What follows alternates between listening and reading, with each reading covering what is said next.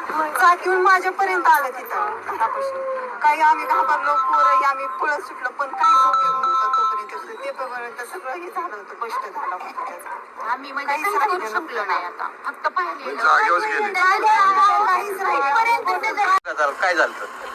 पहिल्यांदा ते आलेलं विमान आणि पहिल्यांदा असं वरून गेलतं, तेव्हा ते चांगलं होतं. नंतर आम्ही घराच्या बाहेरच होतो, आम्ही गुरांना खायलाही टाकलं आणि घरानंतर आलो तर आम्ही बाहेर होतो आणि ते विमान गेलेलं असं खालून आलेलं आणि खालून असं ते खालून आलं आणि ते बरोबर वरती जायचं ते असं खाली त्याला अटॅक झालं. ते बरोबर म्हणजे 8:45 तेव्हा वाजलेल्या आणि त्याचा म्हणजे आम्ही पाहिलं, पण एवढा मोठा त्याचा असा स्फोट झाला ना, ते आमच्या घरापर्यंत आला, असं ते फिरलं आणि खालीच क्रॅक झालं. ते धावपट्टीवर गेलंच नाही, तसं असं जागेवर त्याचा स्फोट झाला. आम्ही एवढं घाबरलो, तरी पण म्हणजे ते आले वरून पोलीस ही, मग आम्ही गेलो. 15 मिनिटं थांबले, मग आम्ही घरून तरी पण आम्ही पाणी आणलं, बाटल्यांनी पाणी घेऊन आलो, त्यांच्यापाशी पाणी दिलं, भिजवलं आणि ती बॉडी अशी साईडला पडलेली आणि त्यांचं मुंडकं ही पूर्ण म्हणजे साईडला होतं ना, अशी निम्मी बॉडी होती ती. आम्ही पूर्णपणे पाहिलेली बॉडी आणि नंतर ते म्हणले कापड वगैरे, मग आम्ही ब्लँकेट ही सगळं गुंडाळायला दिली आणि तसं झाल्यानंतर